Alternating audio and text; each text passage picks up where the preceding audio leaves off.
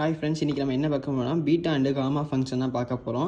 இதோடைய general formula indication of 0 to 1 s power m minus 1 1 minus s whole power n minus 1 into ds.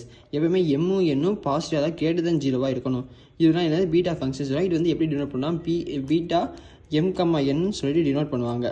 இது m, n வந்து எப்பவுமே பாசிட்டிவாக இருக்கும். இது வந்து gamma function. Gamma function integral of 0 to infinity s power n minus 1 e power minus s into ds. For n 0 greater than இருக்கணும். n is a positive. Gamma function is denoted by gamma of n சொல்லிட்டு denote பண்ணுவாங்க. இது beta m, n அப்படின்னு சொல்லி denote பண்ணுவாங்க. இப்போ இது convergent of gamma என்ன நம்ம லாஸ்ட்டாக பார்ப்போம். இது வந்து நிறைய எக்ஸ்பிளைன் பண்ண வேண்டியது இருக்குது. இது பெருசாக எக்ஸ்பிளைன் பண்ணி எப்படி வந்து கன்வர்ஜன்ஸ் வந்து கொண்டு வந்திருக்காங்க அப்படின்னு சொல்லிட்டு புக்கோட மெத்தட் சரி நான் பண்ணுற மெத்தடும் எக்ஸ்பிளைன் பண்ண வேண்டியது இருக்குது.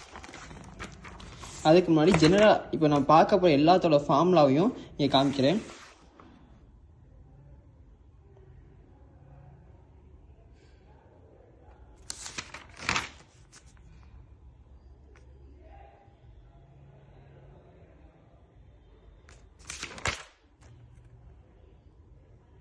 இதுதான் டோட்டலான ஃபார்முலா.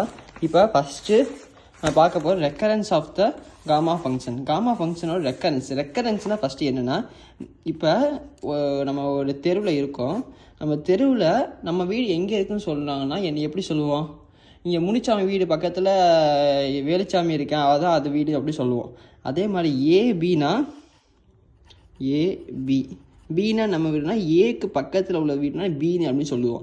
இப்போ அதே மாதிரி ரெக்கரன்ஸாக நம்ம நெய்பர் டேமை கண்டுபிடிச்சா, பக்கத்தில் உள்ள டேமை கண்டுபிடிச்சி அதுக்கு இது எவ்வளோ ஈக்குவலாக இருக்குது, எந்த இதில் ஈக்குவலாக இருக்குது அப்படின்னு சொல்லிட்டு, அதாவது எக்ஸாம்பிளுக்கு 2 ஃபேக்டரினா இது 1 into 2, இது வந்து 1 into 2 பண்ணுறோம்ல, இது பக்கத்தில் 1 மல்டிப்ளை பண்ணும்போது நம்ம கிடைக்குன்னு சொல்கிறோம்ல 2 ஃபேக்டரினா. இப்போ 3 ஃபேக்டரி என்ன பண்ணுவோம், 2 ஃபேக்டரி into 3 போடுவோமா, 2 ஃபேக்டரி பக்கத்தில் உள்ள 3ன்னு சொல்லுவோமா. அதே மாதிரி தான் இதுவும் ரெக்கரன்ஸ் ஃபார்மா வந்து எப்படின்னா பக்கத்தில் உள்ளது வந்து எயிட் பண்ணி இது வந்து இதுக்கு எவ்வளோ ஈக்குவலாக இருக்குது அப்படின்னு சொல்லணும்னா ரெக்கரன்ஸ் ஃபார்முலா. ஃபஸ்ட்டு நம்ம காமா ஃபங்க்ஷனு பீட்டா ஃபங்க்ஷன் தெரியும்ல.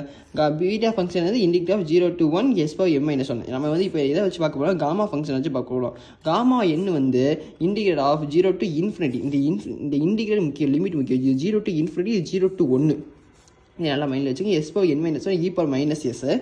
இப்போ காமா ஆஃப் n plus 1 அப்படின்னா இங்கே சப்ஸ்டிட் பண்ணணும்.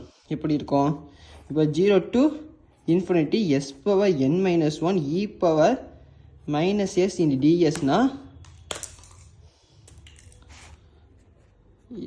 இதான் என்னது gamma of n.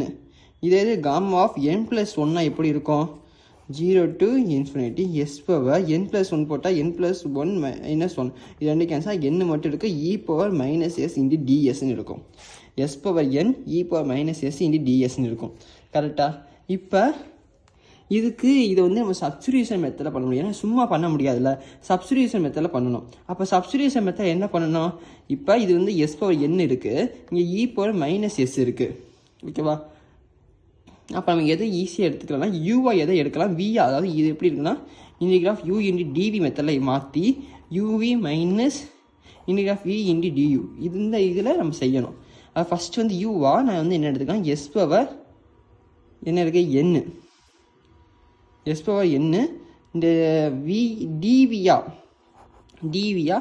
e power minus sன்னு எடுத்துக்கிட்டோம். சரியா? v ஈக்குவல் டு என்னது, e power minus s. u du பண்ணும்போது என்ன ஆகும், du by ds வரும்போது n s power n minus 1 டிஃபரன்சியேஷனில். இப்போ அடுத்து பார்க்கும்போது இன்டிகிரேஷன் ஆஃப் u dv வந்து என்ன வரும்னா, இன்டிகிரேஷன் ஆஃப் u dv என்ன வரும்னா, u என்னது s power n, v என்னது e power minus s. சரியா? e power minus s.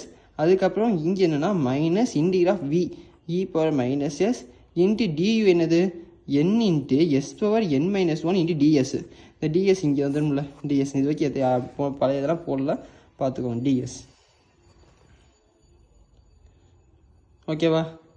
இது புரிஞ்சுல. இப்போ s power n e power minus s